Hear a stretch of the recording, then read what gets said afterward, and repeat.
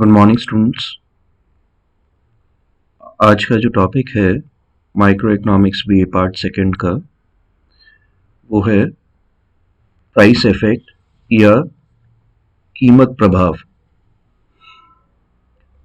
Last class में आपको consumer equilibrium जो उपभोक्ता संतुलन है उसके बारे में मैंने आपको पढ़ाया था इंडिफरेंस कर्व एनालिसिस से। जो आपके पास में आईसीज होती हैं, तटस्थता वक्र, उसी को आगे कंटिन्यू करते हुए आज का जो टॉपिक है वो है कीमत प्रभाव। कीमत प्रभाव क्या है, इसको आप थोड़ा सा समझ लीजिए। पहले जैसे लिखा हुआ है, वस्तु की कीमत में होने वाले परिवर्तनों का उसके क्रय पर जो प्रभाव पड़ता है उसे कीमत प्रभाव कहते हैं। थोड़ा सा आपके डिमांड लॉ जो है, मांग नियम जैसा प्रतीत होता है कि किसी वस्तु जिसकी आप उपभोग कर रहे हैं उसकी कीमत में अगर परिवर्तन होता है तो उसी वस्तु के क्रय मतलब परचेज या उपभोग पर जो प्रभाव पड़ता है उसे हम क्या कह रहे हैं, प्राइस इफेक्ट। दूसरे शब्दों में, किसी वस्तु की प्रति इकाई कीमत में परिवर्तन के कारण उसके मांग में परिवर्तन को कीमत प्रभाव कहते हैं। अब देखिए,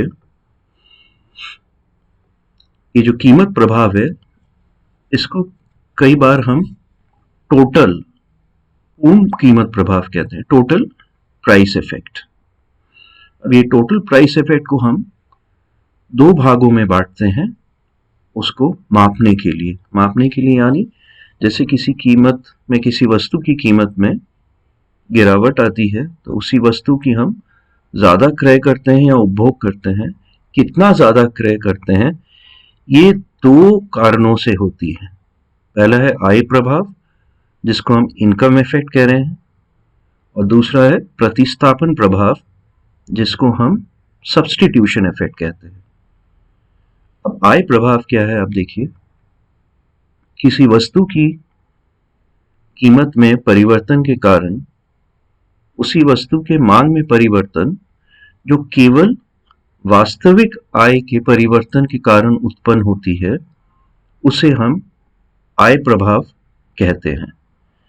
अब ये देखिए, वास्तविक आय क्या होती है, रियल इनकम। आय को हम इकोनॉमिक्स में मौद्रिक, मनी इनकम, जिसको हम सामान्य आय भी कहते हैं, या फिर वास्तविक आय से भी जानते हैं। ये दोनों क्या है, आप देखिए, एक छोटा सा एग्जाम्पल ले लेते हैं। रियल इनकम क्या होता है, जो मौद्रिक आय अगर कांस्टेंट रहती है, मौद्रिक आय मतलब स्थिर रहती है, तो वास्तविक आय में कैसे परिवर्तन आता है, कीमत में परिवर्तन के कारण। देखिए आप, एग्जाम्पल मैंने लिया है, जैसे इनकम को अगर हम वाई लिखते हैं, ₹100 है। किसी भी दो वस्तुओं का अगर आप उपभोग कर रहे हैं, P1 पहले वस्तु की कीमत है जिसको हमने ₹5 प्रति इकाई लिया है, P2 अगर ₹10 प्रति इकाई लिया है। तो देखिए, एक केस देखिए जिसमें अगर हम सिर्फ एक ही वस्तु का उपभोग करते हैं, तो अगर पहले वस्तु की उपभोग करते हैं तो 100/5 आप 20 इकाइयों का उपभोग कर सकते हैं। लेकिन अगर कीमत में परिवर्तन आ जाता है, पहले वस्तु की कीमत सपोज बढ़ जाता है, तो y तो कांस्टेंट है, मौद्रिक आय ₹100, लेकिन प्रति इकाई कीमत, अब देखिए आप, इसको अगर हम ₹10 कर देते हैं प्रति इकाई, तो सिर्फ वस्तु एक की उपभोग की स्थिति में 100/10 मतलब अब सिर्फ आप 10 इकाई का ही उपभोग कर पा रहे हैं। तो वास्तविक आय क्या होती है, आपकी गिर जाती है। दूसरी तरफ अगर इसी वस्तु की कीमत को हम घटा देते हैं, ₹2 कर देते हैं, और सिर्फ इसी वस्तु की उपभोग की जाती है, तो 100/2 मतलब इस वस्तु की अब आप कितना उपभोग कर सकते हैं, क्रय कर सकते हैं, 50 इकाइयां। तो इस प्रकार से मौद्रिक आय ₹100 स्थिर रहने पर भी वास्तविक आय क्या होगी, आपकी बढ़ गई। पहले तो आप सिर्फ 20 इकाइयां उपभोग कर रहे थे, अब आप 50 इकाइयां उपभोग कर रहे हैं या कर सकते हैं। इसको हम कहते हैं कीमत में परिवर्तन के कारण वास्तविक आय में परिवर्तन। वास्तविक आय और कीमत में परिवर्तन क्या होता है? विपरीत दिशा में चलती है। कीमत गिरने पे वास्तविक आय बढ़ जाती है और कीमत बढ़ने पे कीमत गिरने पे वास्तविक आय बढ़ जाती है। दूसरा प्रभाव मैंने बताया, इसको हम कहते हैं प्रतिस्थापन प्रभाव। प्रतिस्थापन प्रभाव को इंग्लिश में हम क्या कहते हैं? सब्स्टिट्यूशन। सब्स्टिट्यूशन मतलब एक चीज को दूसरे चीज से सब्स्टिट्यूट करना। देखिए, वस्तु के सापेक्षिक कीमत में परिवर्तन के कारण वस्तु के मांग में जो परिवर्तन आता है उसे हम क्या कह रहे हैं? प्रतिस्थापन प्रभाव। सापेक्षिक कीमतों में परिवर्तन का क्या मतलब है? जैसे प्राइसेस हमारे हैं 5 और 10, ठीक है। अगर ये 10 और 10 हो जाता है तो इस स्थिति में क्या है? सापेक्षिक कीमतें डिफरेंट होगी। पहले 5 थी और 10 थी, दो वस्तुओं की कीमतें। अब क्या हो गया? 10 और 10 हो गई। तो सापेक्षिक कीमत क्या होती है? रिलेटिव प्राइस में दोनों के परिवर्तन आ गया है। देखिए, फिर से एक बार देखते हैं। वस्तु के सापेक्षिक कीमत में परिवर्तन के कारण वस्तु के मांग में परिवर्तन को प्रतिस्थापन प्रभाव कहते हैं। जब उपभोक्ता के वास्तविक आय में परिवर्तन की क्षतिपूर्ति की जाती है, वास्तविक आय स्थिर रहती है, यानी उपभोक्ता पहले वाले स्तर पर ही रह जाता है। अब देखिए, आप इसको थोड़ा सा समझ लीजिए, इसके बाद प्राइस इफेक्ट बहुत इजी हो जाएगा आपको समझने में। आपकी अगर कीमत में किसी भी एक वस्तु की कीमत में परिवर्तन होने के कारण, जैसे कि मैंने आपने को समझाया, वास्तविक आय परिवर्तित हो जाती है। प्रतिस्थापन प्रभाव को मापने के लिए हम क्या करते हैं? वास्तविक आय को स्थिर रखते हैं, यानी मौद्रिक आय में इतना परिवर्तन कर देते हैं कि आप पुराने ही तटस्थता वक्र की जो उपयोगिता का स्तर था उसी पे रह जाते हैं। जैसे अगर आपकी वास्तविक आय बढ़ जाती है तो इतनी मौद्रिक आय आप घटा देते हैं ताकि वास्तविक आय मतलब पुराने उपयोगिता स्तर पर आप रह पाते हैं, ठीक है। अगर वस्तु की कीमत बढ़ जाती है तो वास्तविक आय आपकी कम हो जाती है। उस स्थिति में आप क्या करते हैं? क्षतिपूर्ति नहीं करेंगे, आप अनुदान देंगे, अपादान देंगे, कोई सब्सिडी देंगे, जिससे आपकी मौद्रिक आय बढ़ जाती है और आप पुराने वाले उपभोक्ता की स्थिति में या उपयोगिता की स्थिति में अपने आप को देख पाए। तो इसको हम कहते हैं प्रतिस्थापन प्रभाव, जो कि सब्स्टिट्यूशन इफेक्ट सिर्फ सापेक्षिक कीमतों में परिवर्तन के कारण वास्तविक जो आय है वो स्थिर रहती है। दूसरे केस में क्या है? आय प्रभाव में वास्तविक आय के परिवर्तन के कारण जो आपके उपभोग में किसी एक वस्तु में परिवर्तन आता है उसको हम प्राइस इफेक्ट में कैलकुलेट करते हैं। अब देखिए, किसी वस्तु की अगर कीमत में हम गिरावट देखते हैं तो देखिए किस प्रकार से टोटल प्राइस इफेक्ट काम में आता है। दो वस्तुएं हैं x और y। x आपने x एक्सिस में लिया है और y आपने y एक्सिस में लिया है, दो वस्तुएं हैं।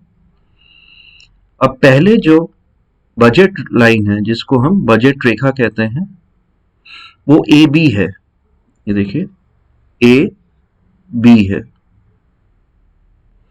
इस केस में तटस्थता वक्र 1 जिसको हम IC1 कह रहे हैं AB पर Q पॉइंट पे स्पर्श करती है। AB पर Q पॉइंट पर स्पर्श करती है। अगर हम X वस्तु को ही लेके चले, क्योंकि उसी की कीमत में हम परिवर्तन दिखाकर आपको प्राइस इफेक्ट समझाएंगे, तो देखिए क्या होता है। अगर X की कीमत कम हो जाती है, B पॉइंट कौन सा है? OB क्या है आपके पास में? अगर आपने Y की 0 उपभोग करी है तो X की पूरी उपभोग करने पे आपको कितनी मात्रा प्राप्त होगी? अगर इनकम कुछ भी हो तो उसको हम OB कहते हैं। अब अगर x की कीमत घटा देते हैं तो नया बजट लाइन क्या हो जाएगा, ए बी डैश। क्यों? क्योंकि अब उसी मौद्रिक आय में x की कीमत कम होने पे, जैसे मैंने आपको समझाया था 5 रुपए से अगर 2 रुपए घट जाता है और इनकम अगर 100 रुपए रह जाता है तो आप 20 यूनिट से 50 यूनिट x की आप कंज्यूम कर पाएंगे। तो ये जो है इस प्रकार से आपका बजट लाइन टर्न हो जाता है ए बी डैश में। ये चीज लास्ट क्लास में आपको जब कंज्यूमर इक्विलिब्रियम पढ़ाया था तब आपको मैंने ये चीज समझाया था कि कैसे टर्न होता है बजट लाइन। अब आप देखिए नया वाला जो बजट लाइन है ए बी डैश, इस पे नया जो आईसी है तटस्थता वक्र जो कि ए बी डैश पे टच करता है, वो किस पे टच कर रहा है, Q1 पे टच कर रहा है। कीमत में परिवर्तन के पहले x कितना आप उपभोग कर रहे हैं, ओ एम, और कीमत में गिरावट के बाद में कितना आप उपभोग कर रहे हैं, ओ एम डैश। तो ये जो वृद्धि हुई है एम एम डैश की जो वृद्धि हुई है आप देख सकते हैं एक्स एक्सिस पे, इसको हम क्या कहते हैं, total price effect. Total price effect यानी कीमत प्रभाव। अब इसी कीमत प्रभाव को हम दो भागों में बांट सकते हैं इसको मापने के लिए, income effect plus substitution effect. मतलब ये जो एम एम डैश है इसका कुछ हिस्सा आय प्रभाव के कारण में बढ़ता है और कुछ हिस्सा सब्स्टिट्यूशन इफेक्ट या प्रतिस्थापन प्रभाव के कारण बढ़ता है। क्योंकि पहले आप ओएम कंज्यूम कर रहे थे, अब आप एक्स वस्तु की कीमत में गिरावट के बाद में ओ एम डैश कंज्यूम कर रहे हैं, तो O M dash minus O M कितना होता है, एम एम डैश।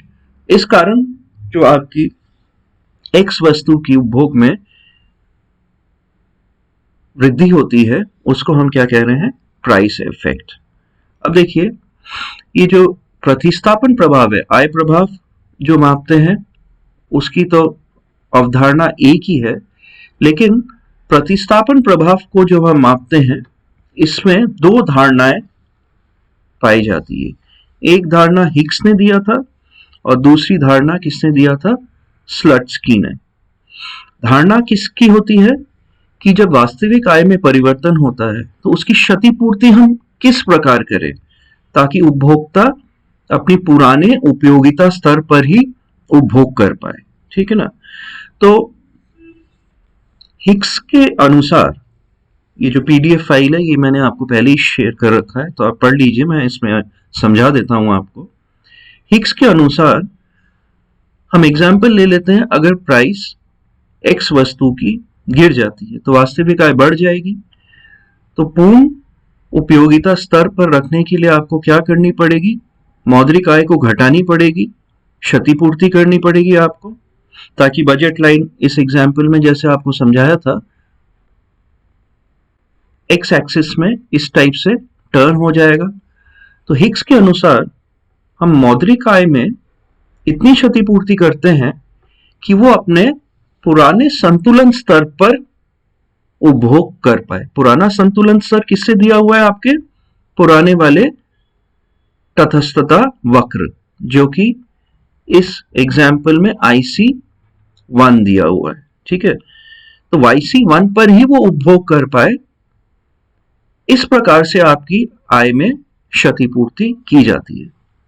परंतु दूसरे अर्थशास्त्री इसकी जो दूसरा जो धारणा है जिसको स्लट्सकी ने दिया है, स्लट्सकी का ये मानना है कि जो इंडिफरेंस कर्व या तटस्थता वक्र के अनुसार जो आपकी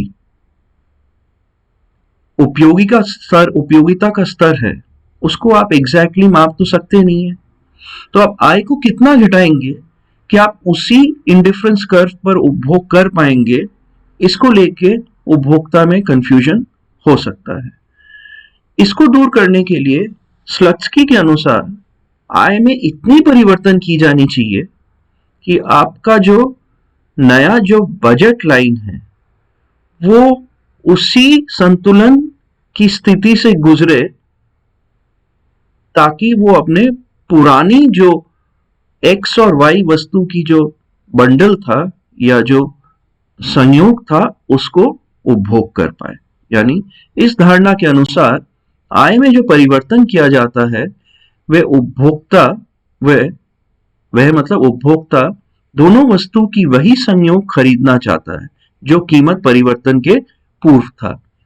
इससे क्या होगा, वो अपने पुराने उपयोगिता स्तर पर भी पहुंचे रहेगा एवं उसको ये ध्यान रहेगा ये कैसे पहुंचा हमने, क्योंकि वो पुराना ही जो बंडल था, ये संयोग था एक्स और वाई की, उसको वो खरीद पाए। इसको आप देखिए, एक्स और हिक्स और स्लत्स्की का जो सब्स्टिट्यूशन इफेक्ट है, जिससे आपको कीमत प्रभाव का एक जो भाग है उसको नापने में आपको एक अवधारणा प्राप्त होती है। वो देखिए हिक्स ने क्या किया, ये IC1 है आपके पास में, जिसमें ये इस O पॉइंट पर आपने उपभोग करी है और कीमत में परिवर्तन के पहले OMX की वस्तु आप उपभोग कर रहे हैं। अब देखिए AB अगर आपके पास में बजट रेखा रही थी X की कीमत में परिवर्तन के पहले, X की कीमत घटने के बाद AB डैश आपका नया बजट रेखा आ जाता है और आप Q पॉइंट पर आप उपभोग कर रहे हैं OM डैश। ठीक है, OM डैश आपकी अब नई X की मात्रा है जिस पर आप उपभोग कर रहे हैं। लेकिन अब अगर आपको ये MM डैश जो टोटल कीमत प्रभाव है, इसको आपको सेपरेट करना है आय प्रभाव और सब्स्टिट्यूशन इफेक्ट में, तो हिक्स के अनुसार देखिए ये C डैश क्षतिपूर्ति बजट रेखा है, कॉम्पनसेटेड जो बजट रेखा है, ये इतना कम किया है, देखिए